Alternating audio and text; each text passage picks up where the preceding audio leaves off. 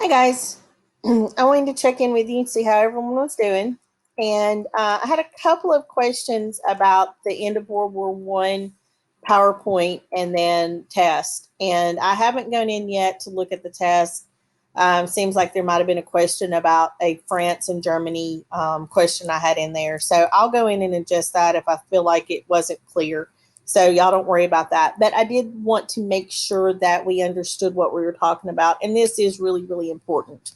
All right, so I'm going to look through here for just a second with you guys. And I'm going to talk to you about the Treaty of Versailles. Now, at the end of World War One, the Big Four meet, and these are the leaders of France, Great Britain, United States, and Italy. Although Italy won't be in the negotiations long, it'll mostly be the other three. Okay, so when they meet, they're trying to decide what's going to happen to Germany.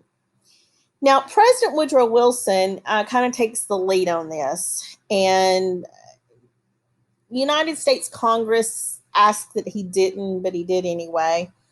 And he said that that Germany should not be blamed too harshly. Well, Clemenceau, who was the prime minister of France, felt otherwise, and basically he said, "Look, France got the bulk of the damage. The majority of this war was fought in France. The trenches were dug. Our landscape it was destroyed. Germany invaded us. Like we need money to repair what was done for us.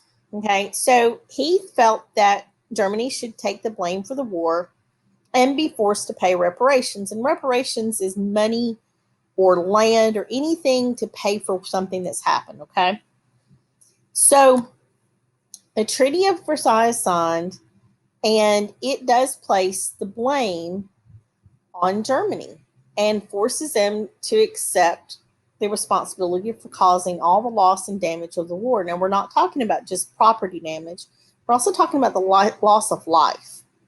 Okay. Well, technically, the Treaty of Versailles did blame Germany and Austria Hungary, but we'll get to that in a second. All right, so Germany was forced to disarm, give up land to France, and we're going to talk about that in just a second, and to pay reparations of 132 billion marks, about 33 billion US dollars. Now, Germany will suspend paying this, 1930 something. We'll get to that when we get to World War II. And they picked it back up after World War II is over, and they finally finished paying the reparations in 2010.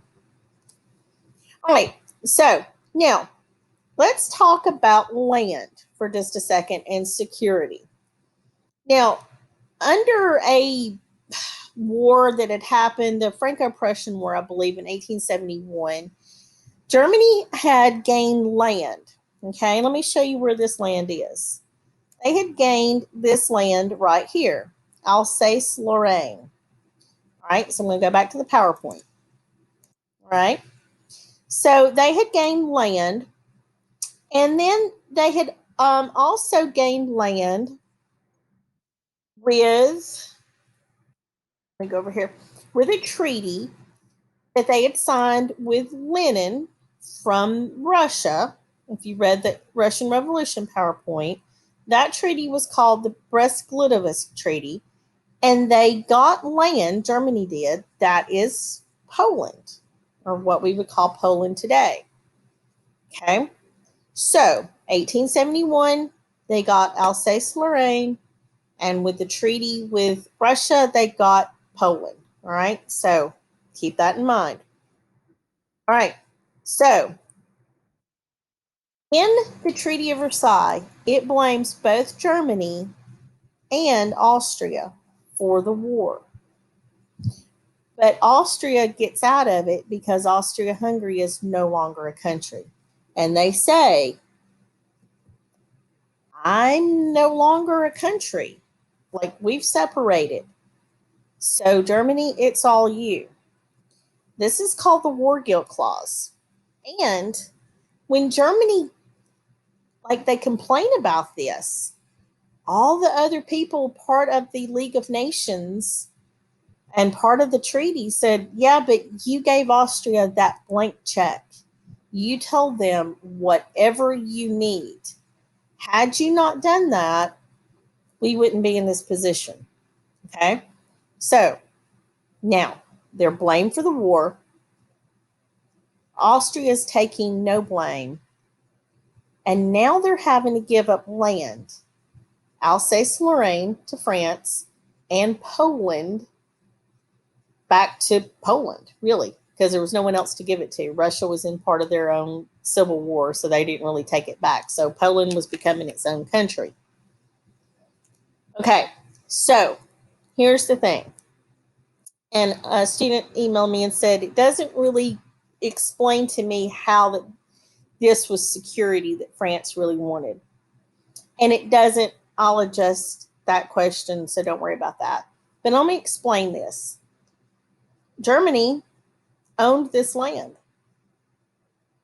So they just went through it to get to France. France, when they get this land back, they want this to become a buffer country between them and Germany so that Germany can't just swoop through here again and attack France. They don't get that, and that's a little bit further in PowerPoints. They don't get that. That's one of the things they asked for that they didn't get. But they do get money, and they do get land, but they don't get to create their own little buffer country in between there. The Treaty of Versailles basically says this is enough. This is all you get. You just get this. So this is what France really wanted. They wanted security to know that Germany would not invade them again. Unfortunately, they won't get it.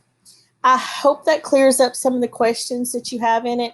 I will go in and make adjustments on that test. So if you did miss that question, I'll take care of it. And then I'll make sure that it's kind of clear for anybody that takes it in the near future. Still don't have any information on any longer that will be out of school. Just guys, please be careful. Please take this serious. I heard a few of you say we're going to go out of town next week. Well, that's how this spreads. I know you're tired of being at home and you want to go do something, but please, it's not so much of you catching it. It's you bringing it back to someone who really doesn't need it. A grandparent, a sick parent, a sick sibling, somebody that you know doesn't need this. So please be careful and let me know how you're doing, okay? Take care.